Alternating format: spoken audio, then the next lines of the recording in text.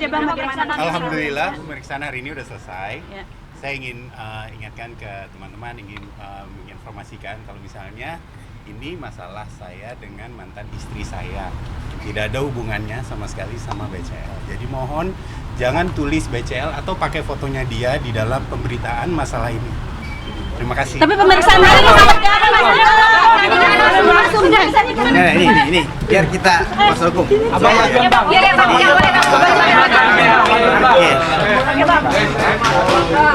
Iya Bang. Jadi pemeriksaan hari ini sesuai dengan kita sudah selesai ya untuk hari ini berkaitan dengan saksi, keterangan saksi dari Mas Tiko. Hari ini juga adalah hari pertama Mas Tiko diperiksa sebagai saksi di penyidikan ini dan alhamdulillah semua berjalan lancar. Kita menjawab satu persatu pertanyaan dari penyidik dengan runtut, dengan sistematis sesuai dengan kebutuhan daripada proses penyidikan ini.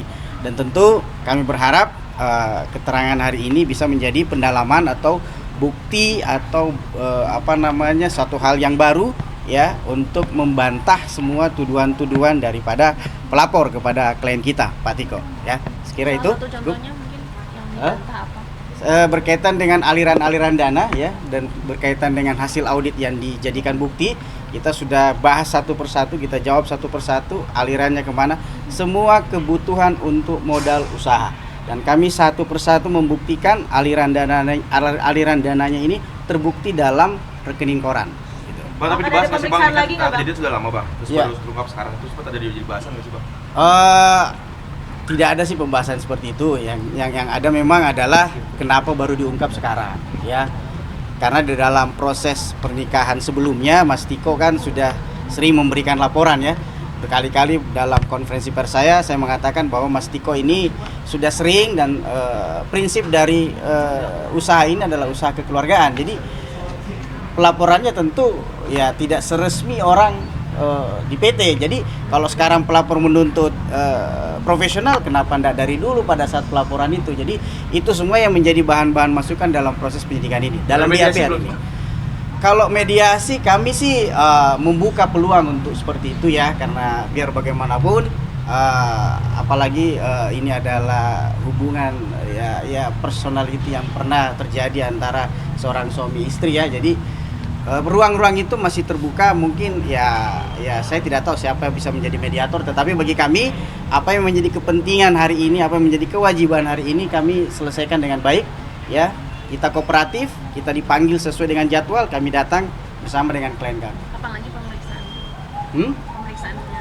Ya sebatas itu aja, laporan keuangan, laporan audit, aliran keuangan.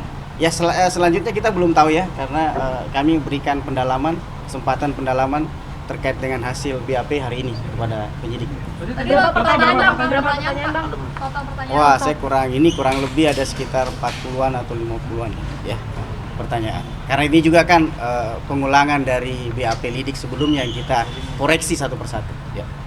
Bang, kira-kira akan ada peluang bisa berdamai dengan background mereka gitu? Ya, itu harapan dari teman-teman sekalian. Saya sih bersyukur sekali ya ada seperti itu. Tetapi sekali lagi itu ruangnya harus win-win solusi seperti apa. Jadi tapi sampai saat ini ya kita berharap semoga bisa itu terjadi ya, karena ini sekali lagi hubungan ini adalah hubungan yang sifatnya dulu adalah kaitan rumah tangga gitu. Jadi saya rasa kalau peluang untuk berdamai atau apa ya, kedua belah pihak harus punya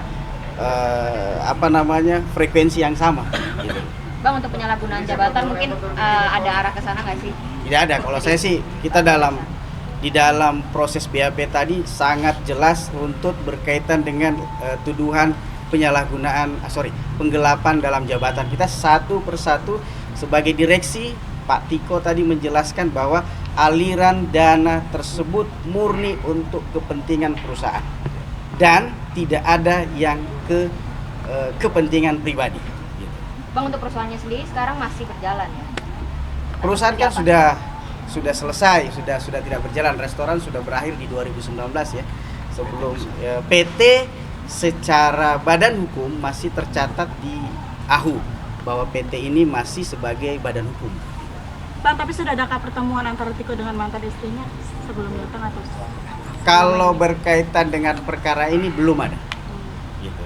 Kalau berkaitan dengan urusan anak atau mungkin saya nggak tahu. Bang, tadi mantan istrinya juga katanya datang ya Bang untuk pemeriksaan. Kami tidak melihat, tidak datang. Saya tidak tahu apakah ada data, saya nggak tahu. Bang, ini kan berarti urusan bisnis gitu ya. Ada perjanjiannya seperti apa sih Bang? Mungkin pas awal bikin bisnis bersama gitu sama mantan istri. Iya, bisnis bersama ini kan dibangun karena ini urusan bagaimana suami istri ini membangun bisnis keluarga. Jadi kenapa bisnisnya ini hanya ada 3 pemegang saham yang kesemuanya ini adalah ikatan keluarga. Satu bapak mertua, kedua ini adalah suami istri. Jadi bisnis ini dibangun memang hubungannya adalah bagaimana membangun bisnis secara internal keluarga. Jadi tidak ada pihak-pihak lain yang dilibatkan dalam perusahaan ini. Artinya nggak ada perjanjian tertulis yang disetujui semua pihak gitu ya Bang, secara materai atau resmi gitu. Kalau perjanjian tertulis itu berdasarkan akte pendirian perusahaan saja. Di situ jelas berapa jumlah saham yang disetorkan, ya. Masing-masing jelas berapa komposisi persentasenya, ya. Tertulis siapa direksi, siapa komisaris dan siapa pemegang saham. Pak Ijen, Itu aja sih. terkait dengan bukti bantahan selain rekening koran apa aja Pak yang sudah disampaikan? Ya, bukti-bukti saksi-saksi dari beberapa saksi dari pihak Pak Tiko ya yang membuat perkara ini bisa lebih jelas aliran dananya termasuk kepada pembayaran vendor. Jadi nanti mungkin ada beberapa saksi yang dari vendor dan dari supplier yang akan memberikan kesaksian bahwa benar pembayarannya itu ke vendor dan supplier itu. Bang, berarti total yang diduga penggelapan dana ini arahnya lebih kepada mungkin kerugian perusahaan atau seperti apa Bang? Arahnya? Lebih bukan. Jadi kalau di arah dikatakan penggelapan, sebenarnya perusahaan ini tidak pernah untung, tidak pernah berjalan. Bisnis restoran ini kan fluktuatif. Jadi tergantung berapa customer yang datang untuk datang ke restoran tersebut. Jadi itu yang tidak bisa diprediksi. Namanya bisnis restoran kan kadang ramai, kadang sepi ya. Biaya perusahaan juga banyak, sewa gedung, sewa peralatan dan lain-lain, terus gaji karyawan itu semua menjadi beban biaya yang pada saat ditutupnya restoran itu menjadi masih tanggung jawab daripada Mas Tiko untuk menyelesaikan. Sedangkan pelapor sendiri lepas tanggung jawab gitu.